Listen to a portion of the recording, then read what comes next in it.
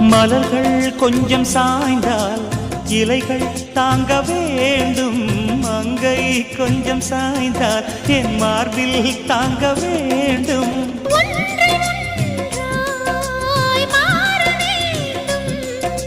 உன்னில் என்னை தேட வேண்டும்.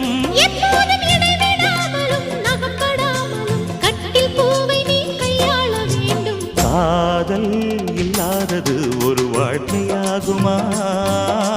கண்கள் இல்லாமலே ஒரு காட்சி தோன்றுமா? காதல் இல்லாதது ஒரு வாழ்க்கையாகுமா? கண்கள் இல்லாமலே ஒரு காட்சி தோன்றுமா?